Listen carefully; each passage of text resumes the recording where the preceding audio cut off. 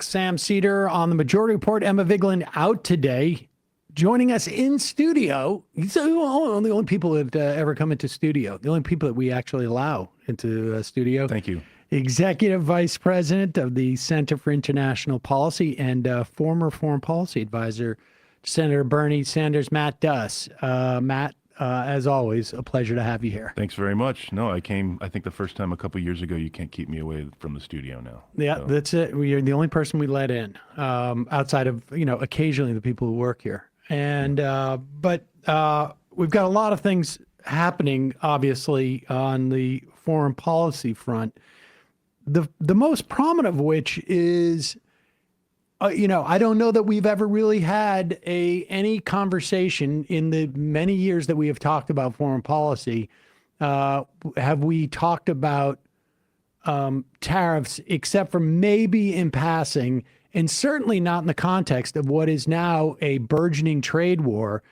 China has announced that as of tomorrow, they will put a 84% tariff on any goods that are coming in from the United States to China. That would be our top five are soybeans, aircraft and engines, integrated circuits, pharmaceuticals, and petroleum products. A lot of stuff. A lot of stuff. Farmers are going to get hit hard, obviously, with this. And of course, we also have what appears to be 104% tariffs on Chinese goods coming in here. Aside from the turmoil that it's gonna cause in this country economically, and I would imagine in other countries around the globe, and we're seeing weird stuff in the treasury market,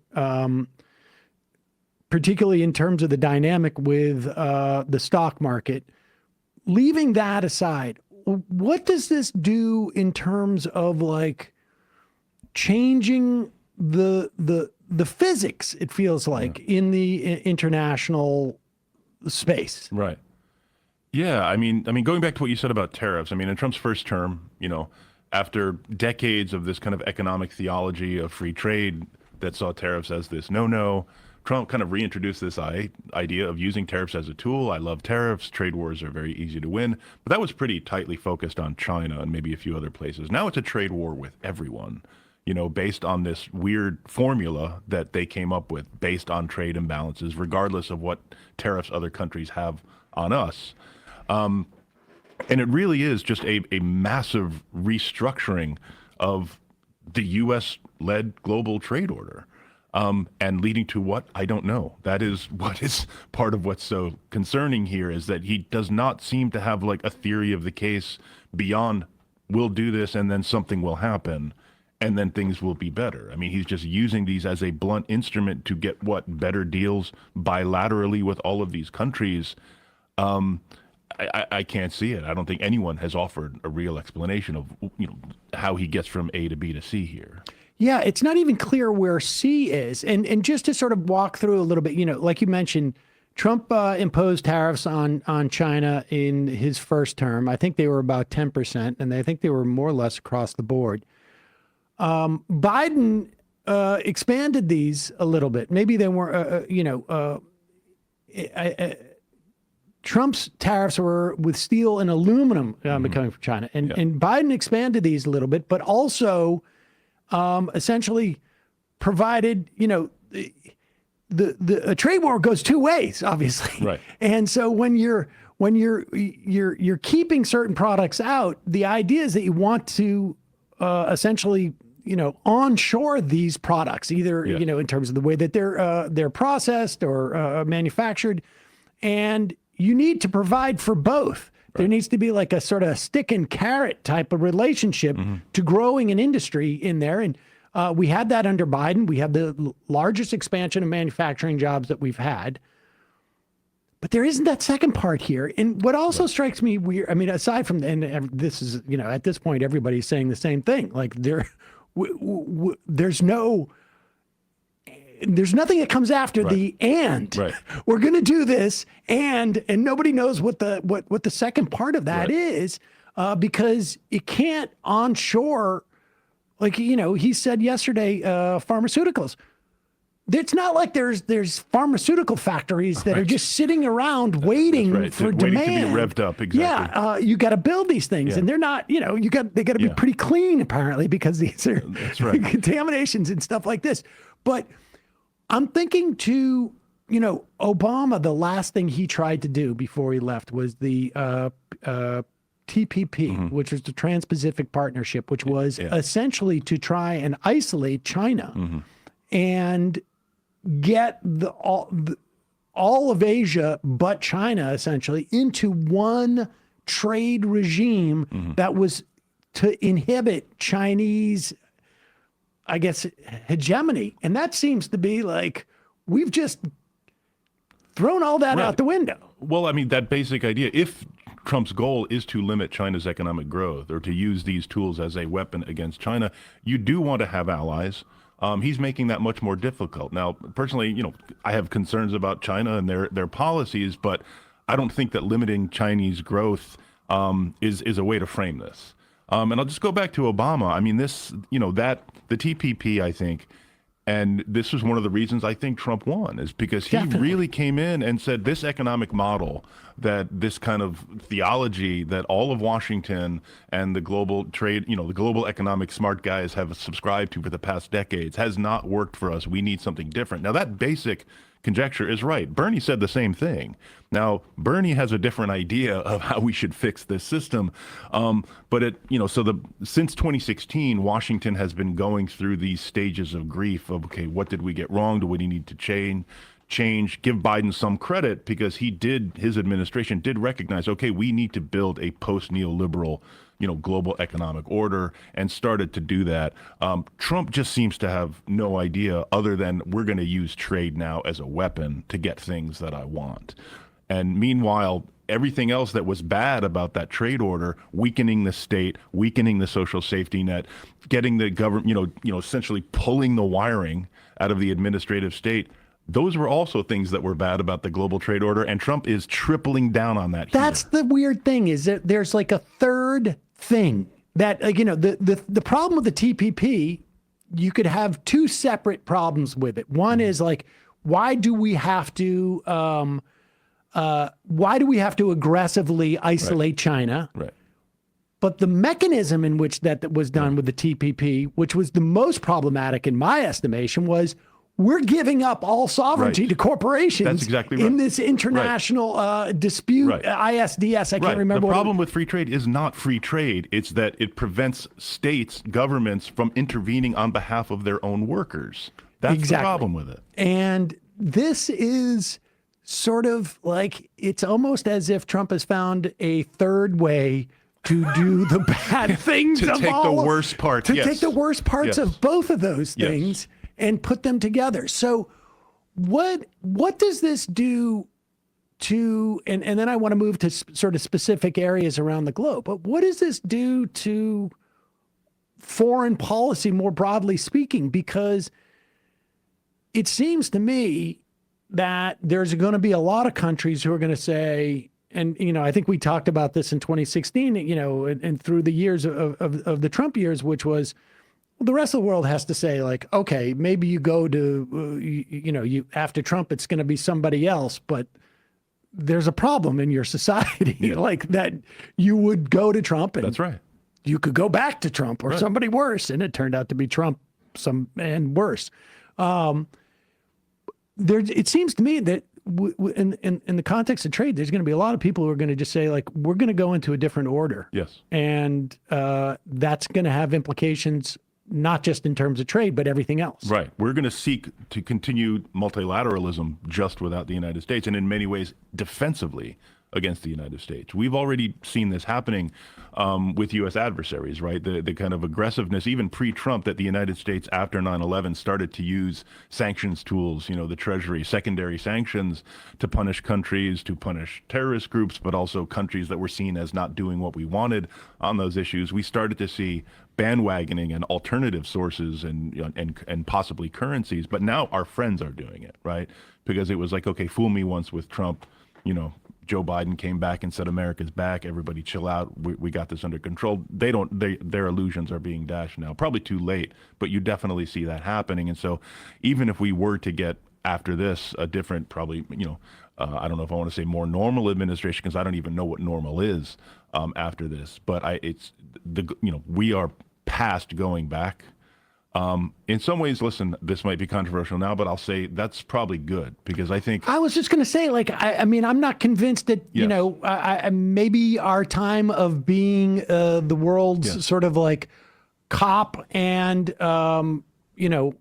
conductor, maybe we were done with that. Right. I mean, I think it took far too long for this memo to land. I mean, Donald Trump is in so many ways a symptom, as well as a cause, but a symptom of a failed, corrupt set of institutions. So yeah, I mean, it's challenging, in some ways scary, but to think through, okay, what does that new order look like? What's America's role in it? But ultimately, we need an economic policy that does what Trump says he wants to do, which is protect American workers. And I'm just not seeing that right now. Right. I mean, I am all for, being USA number, 2, 3. Okay. I mean, I'm not convinced that that's going to mean it, except for the fact that he's also trashing our economy. Like, we don't have what he's doing. I can imagine a scenario where, like, this is a 7-year plan or an 8-year plan, and we need to, like, flood the country with, funds to make this transition. But We're not without seeing it, that. Right. he's doing it in 2 weeks, and he's doing it sort of the second part first. Right. And he seems, and this tends to be one kind of consistent through line, is his, deep suspicion of multilateralism. He believes in just bilateral agreements. The concept of multilateralism, he sees that as a way for other countries to gang up on the United States. When he talks about the European Union, I mean, he has said this. He said the European was created to screw the United States. That's why he's opposed to it. So this is what he's talking about now. I'm going to hit all these countries with these massive tariffs and then go back to them one by one and renegotiate deals that will be good for us, i.e. me. It also seems to be the sort of the same strategy that Elon Musk is doing. We're going to fire everybody and then find out which people control the nuclear codes or the pandemic stuff. And then, if we can get them back, we get them back. Exactly. We're going to take apart the government and then figure out what everything does. So amidst this sort of like moving target, like, how do you formulate, like, is there any type of foreign policy, broadly speaking? I want to ask you again about the specifics, but how do you formulate a foreign policy when it seems like you not only are the people that you want or the other parties that you want to develop a policy towards always in flux, but you're in such dramatic flux? Yes. Right. I mean, you have to try and pay attention to other things that are happening. There's a lot of crises around the world, some of which the U.S. is deeply implicated, but that, the challenge of, separating the signal from the noise here is the name of the game. And it's always difficult, but coming up with good policy at a time when Trump is in the process of destroying so much wealth, and not just, people talk about, the stock traders and the very wealthy. It's not just that, as you know. I mean, these are workers' retirement accounts. These are, not just the very wealthy who are being hurt by this. So it is hard. And we should say, like, in a week or two, I mean, I think we were saying this, we're going to have a much better notion of just who's going to be hurt by this. Like, that's right. Farmers starting tomorrow are going to be in a full-on panic. Yes. And, small businesses, when they starting to see, like, wait a second, the stuff I've got coming in from China, whatever, the plastic bags or whatever it is that I've got, they're not releasing them unless I pay twice the amount that I thought they were going to cost. And the thing that kind of frightens me about this is that when this really hits and Trump starts to, if this outrage starts to penetrate his bubble, what does he do? How does he try to distract or externalize that, right? And here I'm thinking about that like notorious comment from Fareed Zakaria back in, I think it was April 2017, when Trump struck Syria. And Fareed Zakaria goes, Donald Trump became president today. Was he? I thought there was like a half a dozen people who said They that. said variations on that. But what that taught Donald Trump is that when you get into trouble, a way to make Washington like you is to press this button. Right. So the question is, what horrible misadventure does he consider doing, to make people liking him again? Because unfortunately, that's still part of Washington's sickness. It's like, starting up a war, everybody rally around the flag. I mean, that is, a sickness I think a lot of countries have, Yes, frankly, is right. my sense. Yes, is that not unique to us, The but- way that you create that nationalism Yes. is to create, but it doesn't feel like, I mean, let's talk about Iran and in the Middle East, and then we'll work our way down through into the Middle East from Iran, and then maybe swing back up Sure. to Ukraine. We'll do But a tour. All right. it seems like Iran would be the most likely place that we would strike at this point. I mean, we've been striking Yemen for 2 weeks straight now, and to the point where I'm reading stuff where like naval commanders are saying we should have used the cheaper bombs. Yes. I mean, like literally. Yeah, running through standoff weapons here to, little effect, apparently. As, again, no one who's been watching the effort to bomb the crap out of the Houthis for the past literally 10 years should be surprised by this. I mean, if you read that signal chain, the plan was quite literally, we're going to do this but harder, and that will work. And it has not worked. I'm just out of curiosity. Why has why has it been so hard to stop the Houthis? I mean, Saudi Arabia was bombing them. Emiratis, we were supporting that. providing all the support. Exactly. Intelligence, air refueling, weapons, all the stuff. They're dug in. It's their country. Right. That is always something you need to keep in mind. And so trying to do this from the air or through, cruise missiles and such, it has a very bad record of working. You can do damage, certainly. You could hit certain facilities. You can kill a lot of people. We certainly seems to have killed a lot of civilians unfortunately there. are good at doing that, but dealing with the problem by bombing it is not something that really seems to work. So Iran would be the next candidate, it appears to me, and it certainly had been feeling like for a while like between us bombing Yemen and Israel going back into Gaza and going into Syria and also sort of sporadic attacks on Lebanon after the wake of their mini war, I guess, with Hezbollah. But it also appears that Trump now has decided that he wants to get back into the deal, essentially, that he crashed 10 years ago. Or some new version of that deal. Yeah, I mean, that was a pretty remarkable set of statements he made in the Oval Office with Netanyahu, and I have to say... This was yesterday. Yeah, I enjoyed watching Netanyahu sit there as Trump basically said, we're going to have direct talks with Iran, which are a good idea. I mean, we should be talking to Iran. We have real issues with them. We should be talking to them. Obviously, you want these talks to be as well prepared as possible. I mean, we saw this with North Korea in Trump's first term. Talking with North Korea, talking with Kim Jong-un is a good idea. Unfortunately, he did not seem very well prepared. He just went, he did a photo op. What did we get out of it? I don't think we got much out of it. So I hope we won't simply see a rerun of that. But as a basic principle, yes, the way to deal with Iran's nuclear program is through a negotiated agreement. Trump tore one up back in 2018. He seems interested in getting a new one. I think you mentioned the way things seem to be going. We seem to be preparing for some kind of action. B-2 bombers over in the region, another carrier strike group. Was this just signaling to Iran that we are serious about option B if they don't want to do option A and talk? Perhaps. But it does seem from statements coming from Tehran, from the Supreme Leader, from the IRGC, that they are interested or more interested than they have been in the recent past. And I think that's positive.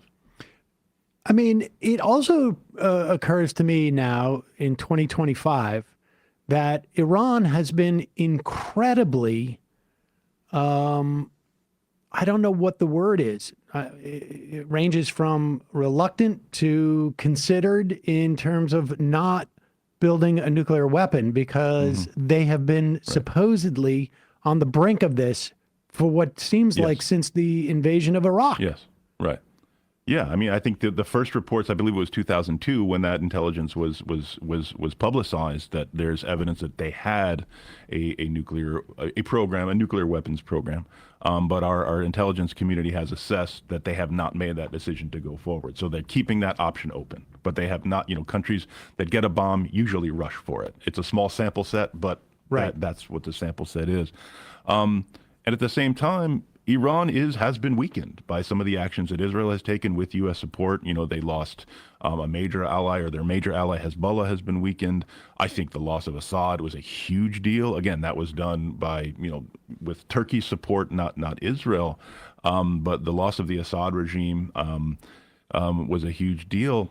So yeah, I can understand why they. What did the Assad regime do for Iran in terms of strengthening it? I mean, it received incredible amounts of support, funding, but also just physically it was a land passage from Iran to Iraq through Syria into Lebanon to resupply and support Hezbollah. That's gone. Now, I think the danger is you always have kind of this little chorus of hawks in Washington for whom the time to bomb Iran is always now. And their argument is, well, Iran is weakened. Now is the time to really do it. And I think now is the time to actually take talks with Iran seriously, when they could sign on to an enforceable and solid set of concessions around their nuclear program. Because if they get the sense, given how they have been weakened, have lost some real allies in the region, a nuclear deterrent looks much, much more attractive to Iran right now. And I don't like that equation. So I think making it clear to Iran that they can get security another way would be the best move for the U.S. right now. So let's turn towards Ukraine. Donald Trump had promised that he was going to end this in the first week of his administration, maybe the first day. Mm-hmm. It'll be very easy, he told us. It would be very easy. Well, I guess before we get to Ukraine, let's go to, I mean, you mentioned Netanyahu sitting in the Oval Office with Trump. We had a brief, essentially like ceasefire, I guess. Israel has now seems to have ratcheted up its assault on Gaza at a time where I think like the Palestinians living, the Gazans are completely exhausted, and it feels like they have just. I mean, I can't even imagine now. We're having jets bomb tents. Yes. Israel just seems to be paired with the and I don't know. I mean, I have felt this is the case for over a year, but it seems they are completely unabashedly. Like there's no longer any pretense of what they're doing. Yeah. It has been over a month since they've let in aid. Right. We're getting reports from the UN now of like this is just it's incredibly dire. Yeah, Guterres called it a killing field. He used those words. And there does not seem to be any international pressure whatsoever because even when Biden, who was abysmal on this, Biden felt pressure, theoretically, right? I mean, he didn't respond to it, but there was some pressure. I would argue that it actually caused Harris was one of the big reasons why she lost her election. But there is no pressure on Trump, it seems like, at all, other than from Miriam Adelson. Yeah. And so is there any constraining Israel in this instance at all? Unfortunately, right now, no. I mean, because any pressure, the only meaningful pressure on Israel was going to come from the United States. I mean, I think that was why there was so much pressure and attention on Biden. The enormous intelligence, arms support, diplomatic, political support. The United States and, Europe can do things, but Europe just tends not to do things if the United States doesn't go first or at least give them a green light. And Biden simply would not do that. Right now, as you said, there's no pretense anymore. Back in the early days of the war, they would bomb a hospital and be like, Hamas was there. We're sorry. Here's all the reasons we had to Right. kill all these civilians, and now they don't even bother. It's just going for it. I mean, they killed, what was it, 15 aid workers, then buried them like in a mass assassinated them. grave. Yes, They essentially yeah. assassinated them, and they buried them in a mass grave. And only because it was all caught on film, they're like, okay, whoops, we're looking into it. They would, And the idea of that video existing like 6 months ago, or a year ago, something so explicit, but it barely makes a ripple in the news. Yes, they have slowly, methodically, and successfully rewritten the rules of war, essentially, with U.S. support. And now with Trump, he came in, he sent Witkoff over, pressured Bibi to sign the ceasefire back in January. We had a couple months of that. And let's understand the terms of that ceasefire was that phase 1 will continue until phase 2 is agreed upon. The ceasefire was supposed to continue as the parties to continue to negotiate. Netanyahu abrogated that. He broke that ceasefire. That's exactly right. What is Europe? I mean, I feel like Europe is about to sort of turn against Israel, but that it's not going to be terribly relevant. No, unfortunately not. And I see some pockets of resistance there, but in general, I mean, every time, the Starmer government in the UK says something critical, they kind of walk it back the next day. Germany, unfortunately, is completely, is Right. kind of focused on arresting and beating up, pro-Palestinian protesters in Germany. So really, it's hard to say who is going to lead that opposition. I mean, I guess, I guess I was just looking at yesterday, or I guess today it was Starmer had said, we need a probe of the killing of all these, emergency Yes. workers. We But need a probe. Yes. Let's have a probe. yes, I guess that would be involved. Yeah, Like, let's watch this video. Yeah, let's again. exactly. Well, I mean, we have it on video. I honestly Why don't don't we know how probe much that? more evidence you could possibly have in any Yes. instance, and just horrific. Yes, let's probe the person who took this video and find out their true feelings. And we should remind people that person is dead, shot in the head Yes. by Israeli soldiers. Yep. All right. Well, let's turn to Ukraine for a moment. There's been what feels like some type of stalemate for a while. Trump had Zelensky here, I guess it was a month ago now, Yes. where it felt like a very staged moment where J.D. Vance was brought in to basically yell at Zelensky for not dressing properly and for not being thankful enough. And it all felt like some type of kayfabe thing. I don't think Zelensky was in on it, but I think he understood, like, these guys have to sort of like make it some type of show, because they're not really, there wasn't a dramatic shift in policy that I think people anticipated. Well, I mean, initially, I think there was. I mean, I don't know how staged it was. I mean, I'll say J.D. Vance clearly had a plan. Right. I think, I know that Zelensky was advised both by his own people and by members of Congress who support Ukraine to say the minimum possible in this Oval Office meeting. Do not allow yourself to be provoked, and then negotiate in private afterward at the lunch. Unfortunately, he allowed himself to be provoked. And again, it's hard to criticize him given what he's endured, given the fact that he's sitting there in a room with all of Trump and Trump's flunkies all around him.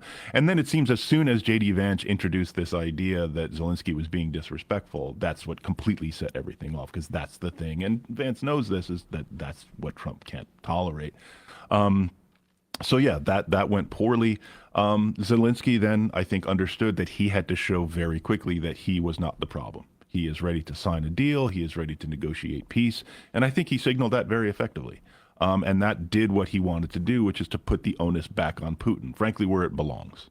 And I think that's where we are now, because Ukraine has made clear that they are ready to talk.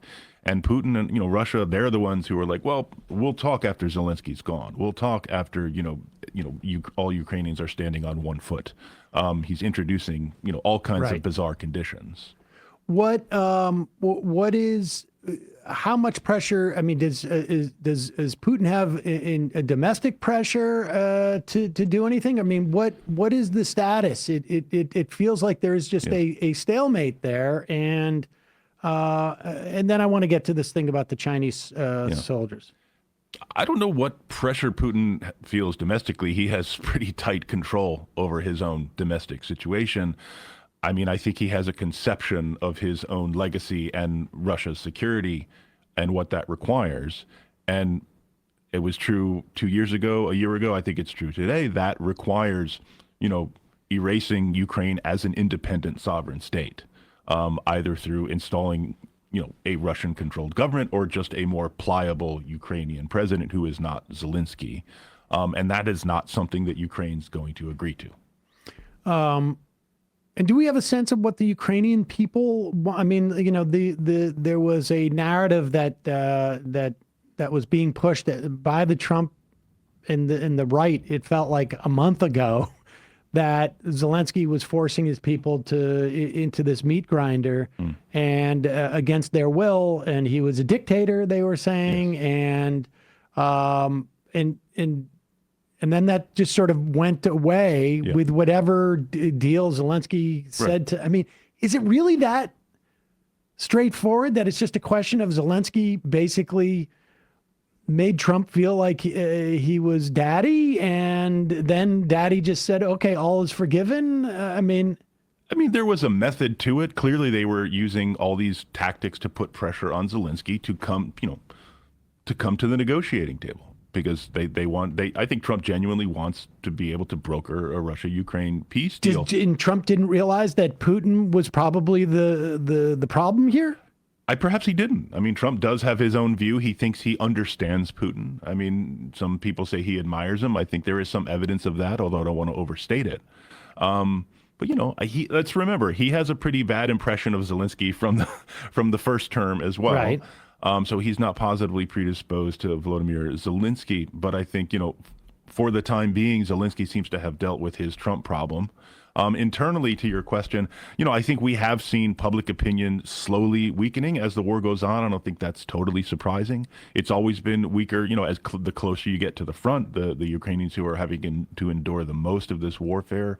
You also do have, Ukraine has been careful about the age of conscription. They don't want to be conscripting all of their young and younger men. They do want to have a population into the future. And so that also contributes to a sense of resentment, who's having to fight, who's not having to fight, who's trying to avoid fighting, and who's getting away with it, who's bribing. So yes, there is, a tense political situation internally, but I think all evidence shows that Zelensky still is seen as a legitimate, democratically elected president. What to be made of? Apparently, they have captured two presumably Chinese soldiers who have Chinese credit cards and an ID. I mean, what do we make of that? I mean, they captured two and fought a group of six, is my understanding. The Chinese government has said these are independent, essentially Chinese mercenaries. I think China has been trying to make itself part of the solution here, at the same time continuing to support pretty massively Russia's effort. So they're both part of the problem and part of the solution, but wanting to be a major global player to say that we can help broker peace. But this is going to complicate that too, which is why I think they've been, pretty quick to try and say that if we had nothing to do with this. Well, if I know that there were two Chinese soldiers captured and that they were fighting six others, it feels like that's on purpose. Like there's a lot of different ways you could respond to finding, to capturing these guys, which is like unlikely.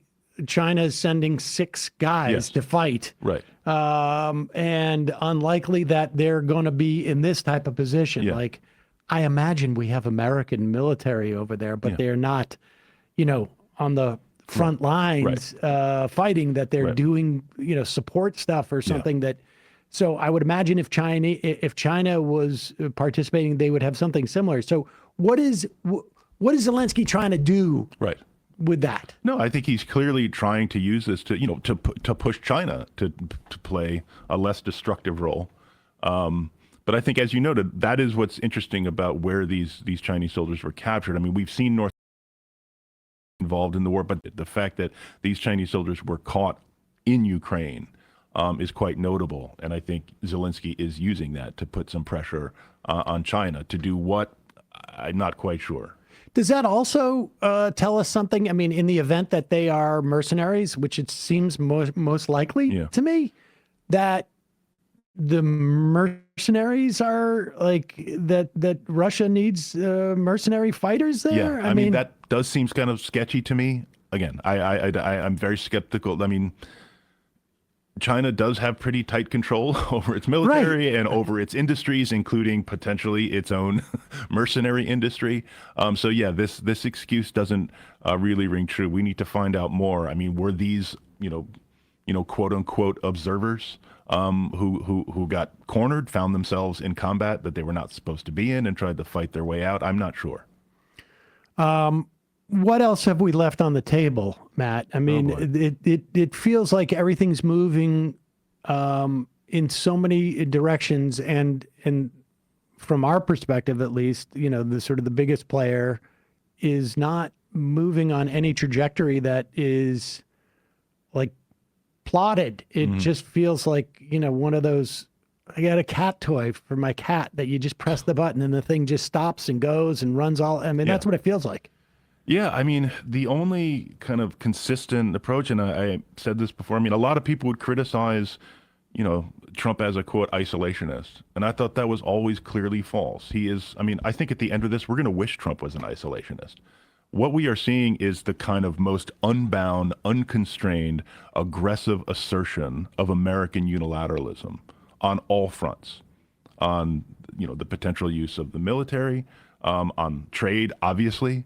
But also you see it with the way, and there's a through line here. Trade, we want to get a better deal. We're getting ripped off. That is, he says that about everything, domestic and foreign. The system is rigged. We're getting ripped off.